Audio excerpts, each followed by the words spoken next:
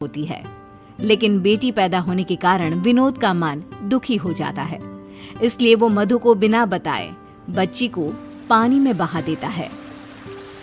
बहते हुए बच्ची एक गांव के किनारे पहुंच जाती है, जहां के लोग एक ऐसे राक्षस से डरते हैं जिसका आधा शरीर मनुष्य का है और आधा जानवर का।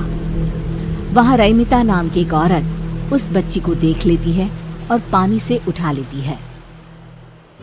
ये इतनी सुंदर गुड़िया है, कितना बेरहम होगा वो आदमी जिसने इसे पानी में छोड़ दिया।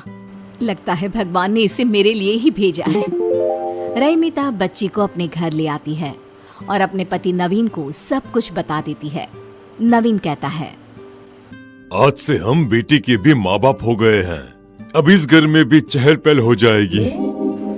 अब मेरी गुड़िया का नाम किंजल होगा। रैमिता और नवीन किंजल को अपनी बेटी बनाकर अपने साथ रख लेते हैं। जब रैमिता किंजल के कपड़े बदलती है तो उसकी पीठ पर एक त्रिशूल का निशान देखती है और तुरंत गांव की एक बूढ़ी औरत को बुलाती है और उसे निशान दिखाती है। ये कोई मामूली लड़की नहीं लग रही, इसके अंदर कोई ना कोई दिव्य शक्ति जरूर होगी जो तुम्हें इसके बड़े होने पर पता चलेगी। लगता है ये इस गांव को बचाने के लिए आई है। सालों पहले एक पंडित ने कहा था कि इस गांव को बचाने के लिए एक दिव्य शक्ति आएगी जो इस गांव को राक्षस के प्रकोप से बचा लेगी। ये क्या कह रही हैं आप? मेरी बेटी को इन सब में मत घसीटिए। तुम चिंता क्यों कर रही हो? इसे थोड़ा बड़ा होने दो, फिर तुम सब कुछ खुद ब खुद समझ जाओगी। मुझे समझ में आ गया है, भगवान ने हम दुखियारों के लिए मसीहा भेज दिया है। जो भी है, लेकिन आप ये बात किसी से नहीं कहेंगी। आपको सोहम की कसम है, नहीं तो ये गांव वाले मेरी बच्ची का जीना हराम कर देंगे। बूढ़ी औरत किसी से कुछ नहीं कहती, लेकिन उसकी खुशी साफ दिखाई देती है। हे ईश्वर, तुम्हें आखिर हम दुखियारों पर दया आ ही गई। दिन गुजरने लगते हैं, किंजल बड़ी होने लगती है। दूसरी ओर राक्षस का कहर बढ़ता ही जा रहा था।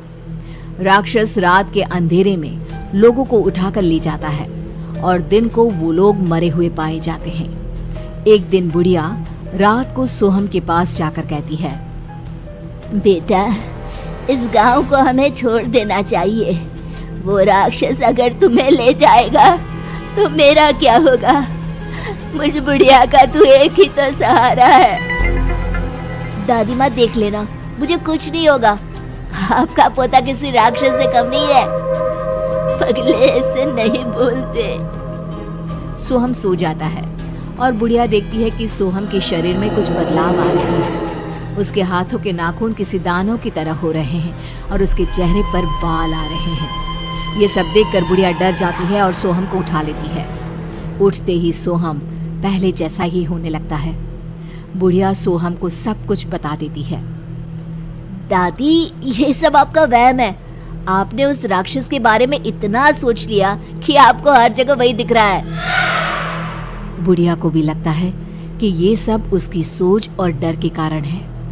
उधर नवीन एक गाड़ी से टकरा जाता है और उसके पैरों की हड्डियां टूट जाती है। रैमिता किसी तरह उसे अस्पताल में दाखिल करवाती है। उसके ऑपरेशन के लिए पैसों के जुगाड़ करने में लग जाती है, लेकिन जैसे ही किंजल नवीन के पैरों को हाथ लगाती है, नवीन ठीक हो जाता है। तब डॉक्टर कहते हैं, देखिए, अब इन्हें ऑपरेशन की कोई जरूरत नहीं है, आप इन्हें घर पे ले जा सकती हैं। सो स्ट्रेंज, बिना कुछ किए ही आपके हस्बैंड ठीक हो गए। रैमिता को बुढ़िया की बातें याद आने लगती है। किंजल कोई मामूली लड़की नहीं है, इसमें दिव्य शक्तियां हैं, लेकिन मैं अपनी बेटी को उस राक्षस के पास कभी नहीं जाने दूंगी। नवीन घर आ जाता है और अब किंजल जिस भी चीज को हाथ लगाती वो चीज खुद ब खुद ठीक हो जाती। धीरे धीरे किंजल की शक्तियां लोगों की नजर में भी आने लगती है। एक रोज किंजल के जन्मदिन पर बुढ़िया सोहम के साथ रैमिता के घर आती है। तब रैमिता कहती है, अम्मा जी, अब तो खाकर ही जाइएगा, ऐसे मैं नहीं जाने दूंगी आपको। मैं सोच रही थी क्यों ना किंजल का रिश्ता सोहम से तय कर दो तुम। फिर तुम्हारी किंजल तुम्हारे नजर के सामने ही रहेगी। नहीं नहीं, मेरी किंजल शहर जाएगी। उसके लिए शहर से बड़े बड़े रिश्ते आ रहे हैं।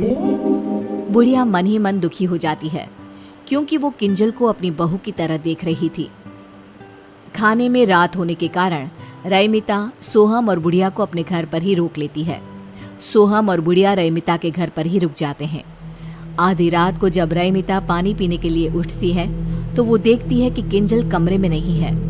रईमिता तुरंत पूरे घर में देखती है लेकिन किंजल कहीं नहीं मिलती। रईमिता रोने लगती है और नवीन को उठाकर कहती है, हमारी किंजल कहीं नहीं मिल रही है।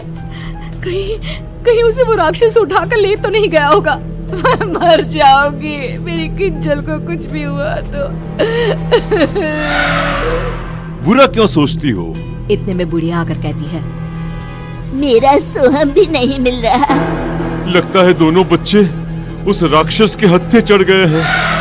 चलो उस जंगल की ओर चलते हैं जहाँ वो लोगों को उठाकर ले जाता है। आप दोनों यहीं रहिए, मैं जाता हूँ। अगर वो राक्षस आप दोनों को भी ले गया तो मैं क्या करूँगा? मैं जी कर भी क्या करूँगी? मेरे लिए सब कुछ मेरा पोता ही तो है। मुझे भी ले चलो।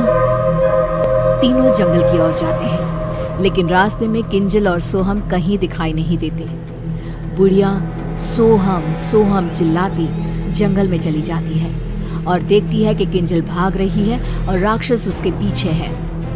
किंजल, मेरी बच्ची, तुझ में दिव्य शक्तियाँ है। तू इस राक्षस को मार सकती है और मेरे सोहम को बचा सकती है बेटा। मुझे कुछ समझ में नहीं आ रहा दादी माँ।